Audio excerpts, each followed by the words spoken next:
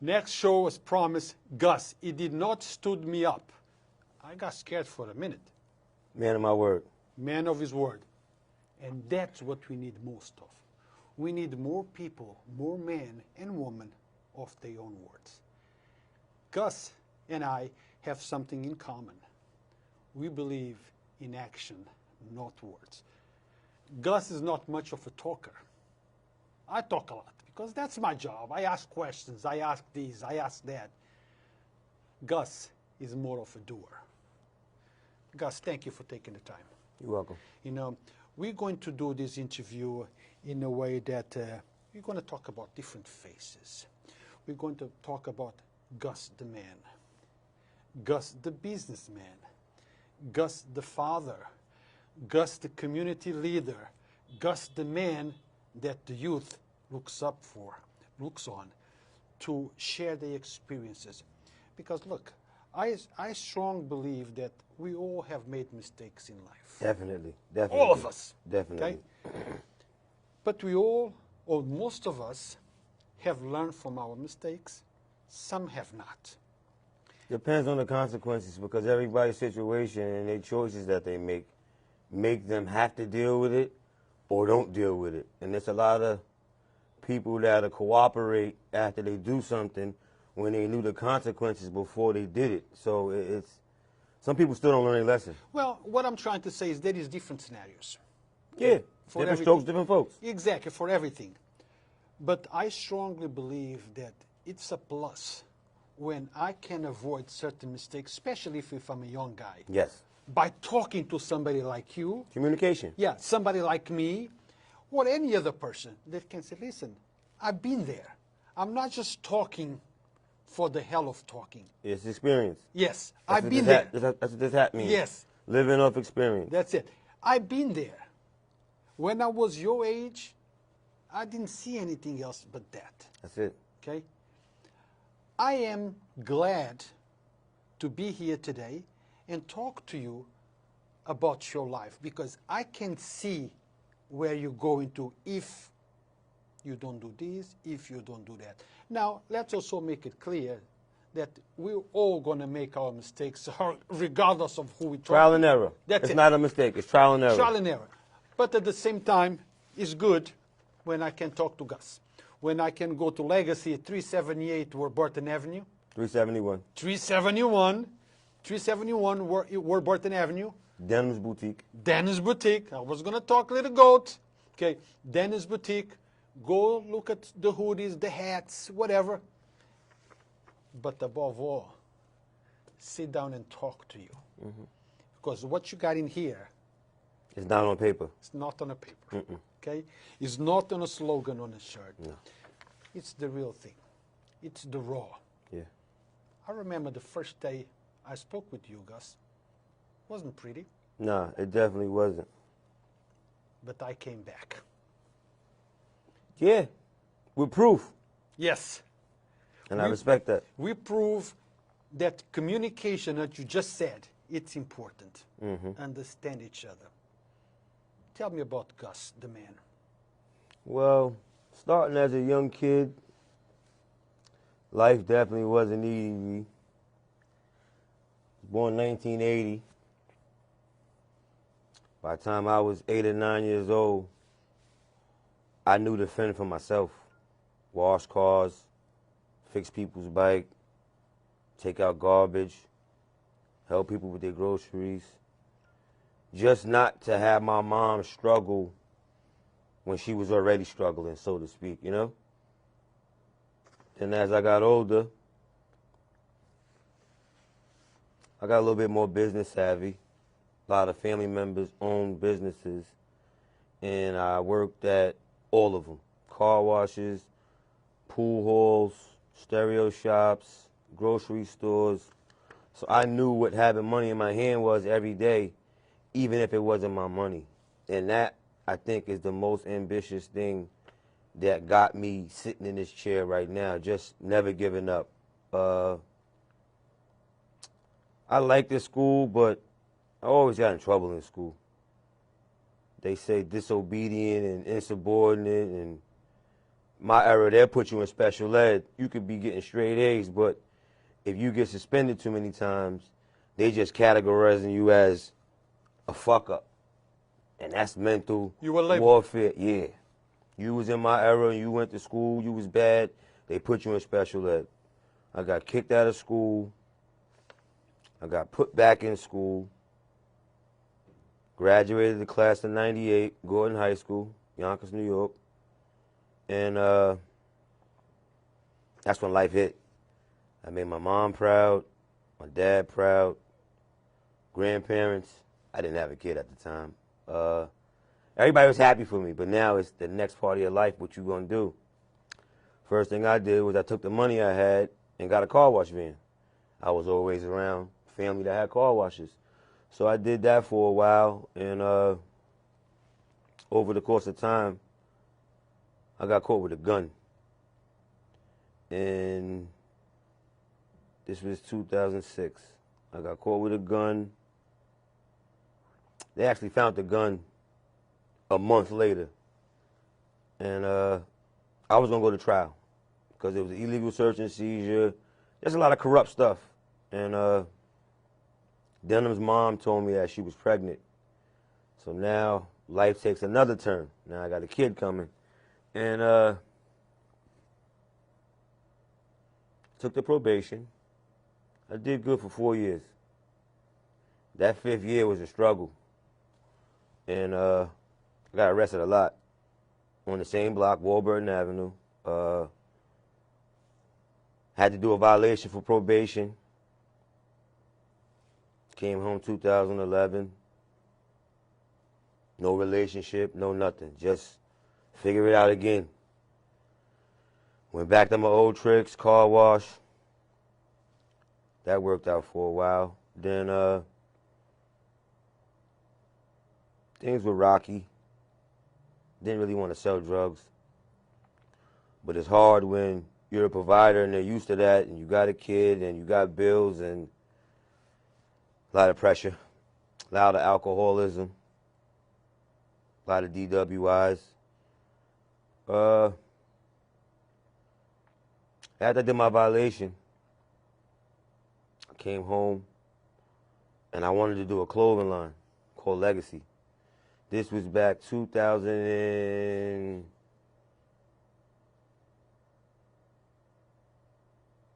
I want to say 16. So I got out June 17th, 2016. I got midnight release from Valhalla. That means you get out at 12:01. My son didn't know I was coming home. Surprised him at his graduation. And I was out for a little while. Actually, 6 weeks.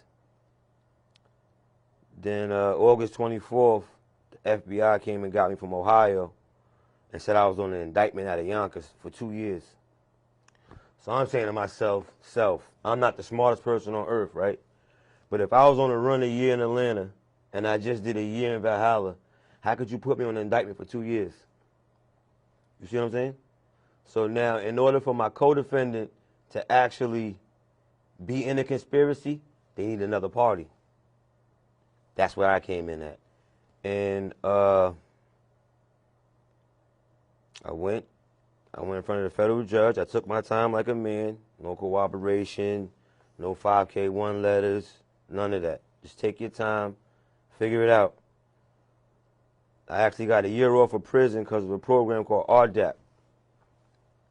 It's not a drug program where you get a dirty urine and you got to go to the drug program. It's mental. What they do is they want to know why you got drunk and drove that car. They want to know what made you shoot heroin. Why'd you sniff coke? And it's a 9-month program that's worth the year off because you still was going to have to do the 9 months anyway. So now you buckle up, you go to a separate unit, you do the program. I got released September 24th from Allenwood Low. in Pennsylvania. And that same year, Trump passed a law, First Step Act. They actually take 7 days off per year off your sentence. Like I say, I'm not the smartest man on earth, right? But if you sentence me to 5 years and 90 days, y'all owe me at least 35 days. At least. Bare minimum. Right? Okay. If I got out September 24th and you go back 35 days, I'm somewhere in the beginning, mid-August. Right? Okay. So now I'm putting the paperwork in. I'm trying to figure it out and get out and get to the halfway house and, start this line that I've been working so hard and diligent for in prison. So one day, I wake up in the morning, regular routine, wait for the 10-minute move, go work out. I come back. I get to the computer. Now, this is normal. You check the computer, see who messaged you, see what new music, see any laws passed, take your shower, play some dominoes, go to the law library. Do what you do. Just make the time count while you're behind that wall. This particular day, September 8th, I get to the computer. I got 400 messages. 400 people didn't get in contact with me while I did that 5 years. Something happened. Red flag. So I look at the first message. They like, yeah, make sure denim's all right for school. Woo, woo, woo, woo, woo. All right, that's regular. Then I got another message saying, hope you holding your head in there. That's all they said. So I'm saying to myself, holding my head. About to get the fuck out. What do you mean holding my head? I was already holding it. We had days now. So I got 16 days to go home as of September 8th. 4th, 5th message. Denim's gonna pull through. Whoa. Pull through what? Read a few more messages. Yo, we got him in your prayer. We have denim in our prayers. So I'm saying, what the fuck is going on? Well, something is... Yeah, something happened. What the fuck you mean pray for him? Shit, the bid's over. I'm about to go home. You gonna be all right when I get there? So you thinking, you are in one plateau of thinking, right? But they are talking from a whole. They don't even want to tell me the truth. Yeah, they kind of trying to tell you something without telling you. Right, like a hint, like charades. Yeah. So I get off the computer. Now, once you get off the computer, you can only go back after half an hour. Cool. Go grab the phone. I called somebody. I'm not going to say who I called, but I called somebody. And I was like, yo, what's going on out there? They like, what you mean? I said, well, I came back from working out. It's 400 messages. Something's going on out there. So they was like, nah, don't stress it. He going to be all right. So I'm saying, what happened to my son? They like, yo, I think you should call your family. Before you go further, because I'm sure that people are watching and saying, what the hell is happening? I know we're going to get to that point. Yeah. But just so they can start getting ready for what happened. Nah, they can't get ready like I wasn't ready. Yes. This is in real time. This is real time. I'm telling you, from when I was 8 years old till September 24th. Yes. In this story right here. But I'm referring to what happened. Yeah, no, we're gonna get there. Okay, I'm going to let him continue on his path to give you the message so you understand the full context where Gus is coming from and what he's trying to say. Not trying to say, what he is saying. So now, once you get off the phone, you got to wait another half an hour. All right, fuck it. I'm going to go take a shower. Went and took my shower. Got my dominoes. Got my little mix and my little peanut butter jar. Hot cup of coffee. We'll go play some dominoes. Go set up everything. Now the half an hour passed, so now I'm back on the computer. Another 200 messages. All right. I'm not even reading these messages. Now I got to call family. I call. So I'm like, yo, what's up with Denham? They like, he all right. They just temporarily paralyzed him because they got to do surgery. So I said, temporarily paralyzed him? For what? He got shot. He got shot. First reaction, I hung up the phone. Man got my peanut jar and my Dominoes, put them on my bed, and I went to the yard on the next 10-minute move. Nobody in the unit knows what's going on, only me. So I get to the yard. I walked the track about 20 times before I said anything to anybody. Only thing I could think of is how unjust the system really is. Now, back to your point, right? Besides my son getting shot, he's still alive, thank God. It's probably one of the main things that changed me. Besides the change I was already going to change, if that makes sense, right? But I know damn well President Trump passed a law. A law is law. You can't change law. You can't. I was been supposed to be home. Now, I can't judge God, Allah, none of them kind of people that have a higher power, Buddha. But I personally feel if I was home, 80% chance, I don't think my son would have got shot. How is that? Because he would have been so happy to be around me. I don't think he would have been where he was at. That's my personal opinion. We all got an opinion.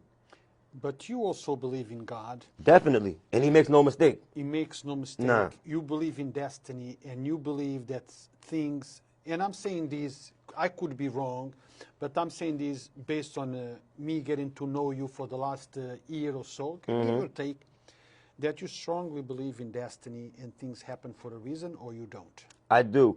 And you know what? The crazy thing that goes along with the same thing and the same content, God don't put nothing in front of you that you can't handle. So I say that because his mom, hands down, gotta be one of the best person I could ever had a kid with. That's nice. She's actually stronger than me. I'm just a face. So I gotta save face. You feel what I'm saying? But I have my days, and then I have my days. It hurts. It hurts. But we're gonna make this a 5-part series. We're gonna leave it right now. We are definitely, Gus and I, we've been working for some time in a project that we will, we have more work updates, to do, more updates. Gus is going to be a regular routine with Yonkers Voice as often as we can. We are putting some clips together and then release it as a documentary shortly. But I want you guys to know that what we're talking here, it's not a script. Nah, this ain't scripted. We didn't sit down and said, we're going to talk about this, you're going to say that, you're going to cry here, you're going to laugh here. This is real life. These are real emotions. This is real people. Okay? Those are really things that happen to people. Now, talk about little goat Denon. Okay? Denon was shot a few years back. What was the name of the street? 7383 Highland. 7383 Highland. 12 years old. 12 years old. Innocent bullet. Innocent bullet. Now, I read some articles. What was the child doing at this time? Well, we all have children that go to the movies, okay, here and there. And those things can happen at anyone, any place. You inside the car, parking with your parents, moving out, you're driving, something happens. And that's what happened to Denon. Denon was not on the street like some people make it appear. Denon was coming home with friends from a movie theater, right? It was 30 kids that left the movie theater. They stopped at Highland so one of them could go upstairs and get a change of clothes because they were spending the night at another location. In the process of that, I was asleep on count. I don't know what happened. I don't know why it happened. We're not even looking for what happened. We're going to make this legacy thing we got going on impact for years to come. Yes. Now tell me, what changed in your life personally? 2006. What changed? 2006. Yes. When that happened, did anything happen Nope. inside? 2006, my son was born. Okay. That's when I changed. That's when you changed. Yep. Did you also change anything when your son was hurt? Did that impacted you in any way? Like some people sometimes, this is why I'm trying to get. You talk to some people about some diseases. Right. Cancer. Right. Listen, we're trying to collect, for a cancer society. They don't give a damn. No. But as soon as somebody within their family dies or it's impacted by cancer, then they donate for the cause. Right. So there is a change that because of something that impacted you directly at that time. Right. Did what happened to Gus, to Dan in that day change anything? Well, I came home with a foolproof plan. Foolproof. I had people on the inside drawing me designs and logos for stamps and fish. Came home, I knew what I was going to do. But what happened with my son made it where ain't no other option. You can't go back. Look what happened when you left. And you know enough about building credit, building corporate credit, real estate, marketing, promotion, fabrics, designs. So why let this talent go down the drain for revenge? Or for selling drugs again? You feel what I'm saying? So now it's more of, I'm my son's legs right now. Literally. So that's what I was trying to get. You were reborn in 2006, and then you were reborn again when 2019. When 2019. September 24th. Now you said, I don't have another option. Nah, this is it. That's two strikes. That's it. That's two do-overs. Yeah. But now you have a most important reason. Right. Because now you are your son's legs. That's it. Okay. You are your son's life. Okay. And I know because once in a while when I call you, go see you out there with your son, he in the hospital or therapy or whatever. Tell me now, what about that creative part of legacy? Is Danny part of it? Does he tell you? I don't put nothing out that he doesn't approve. Okay. It's stuff that I've made that either you never saw it or you saw it and didn't know he made me change it. You feel what I'm saying? So it's when you got a brand and everybody that's involved in it, everybody has to have a say-so. It's not about percentage. Your opinion counts. You feel what I'm saying? Totally. And working on some new stuff right now. He got a few ideas. We're about to do a tournament on the south side of Yonkers and the north side of Yonkers with a few councilwomen. I'll probably be here to talk to you about that. I'll probably be there. You will let me know. Definitely. Gonna make some nice jerseys for the kids because what happens in the real world we live in now, the kids are always deprived. They have nowhere to go. Some kids on the south side can't go to the north, and vice versa. So you got to be that changer to kind of like change the narrative. Half the violence and half the shootings and half the stuff that's going on in Yonkers right now and everywhere across the country, there's no funding for these kids. There's no place for these kids to go. They got people that get big grants and don't do nothing with the money. But they can go to Denham's boutique. I have to disagree with you on that. They do something with the money. It's not for the kids. But they don't do what they're supposed to do with that money. Right. So what I said was the same thing as you said. If you get a certain amount of money to do X, Y, and Z, and you do A, B, and C, you're not spending the money on X, Y, and Z. It becomes A, B, C. That's the first three letters of the alphabet and the last three. How could you mix up 1, 2, 3 with the last three numbers? It's so common, though. It's common. But you know, but sometimes we go around those that are getting the funds Right. to help change The community. the community, to help the youth be in the right directions. They are the ones that talk the most, get And they the don't do most, nothing. and do the least. That's it. That's it. Actions, not words. That's a Okay. fact. I often tell people, when you come to criticize us, or criticize Gus, or criticize that one or that one, that's okay, because sometimes criticism helps us improve what we do.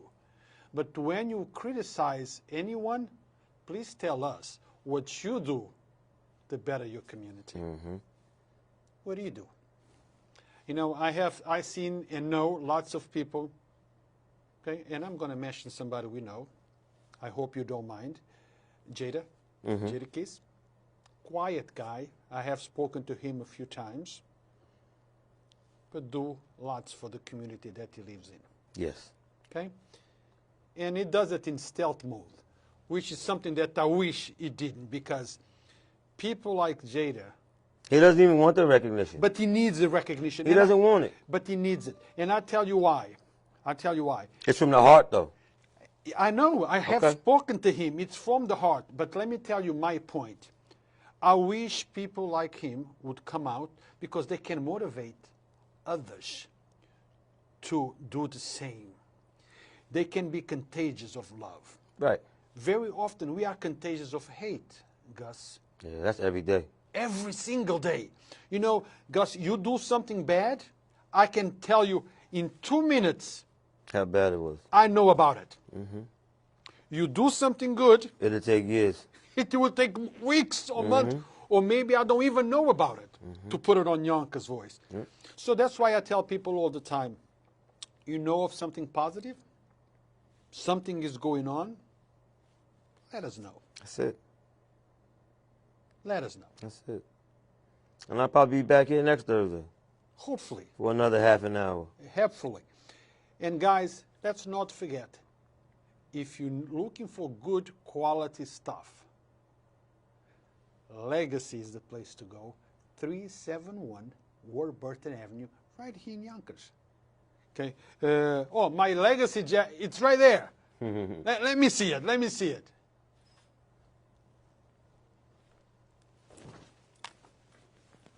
Right here. Legacy. I have a whole bunch. Jackets, hats, and all the stuff. And I got to tell you, it's a good quality stuff. I strongly believe in actions, not words. Help. If you're going to buy something, why not go into a community business? Why just talk about, oh, we need to do this, we need to do that, we need this. Just do it. Just do it. 371 Warburton Avenue, Legacy. Gus, thank you. We have to make this happen again. Pick up on a different subject, part 2. Keep on. We can pick up on September 24th, 2019 when I come back. Write it down so we know what the second episode or the next episode will go. I won't forget. You won't forget. I won't forget. So tell hello to little goat, Denon. I sure will. Okay. Great So seeing you. wait. Let me shut it off. I got to go back to the You store. got to go back. Work is calling. Thank you guys for watching. Stay tuned. We have another interview coming right after this one. The 3rd interview of today. Positive stuff today. Hopefully, we'll stay positive the whole day, the whole week, as long as we possibly can. Thank you for watching.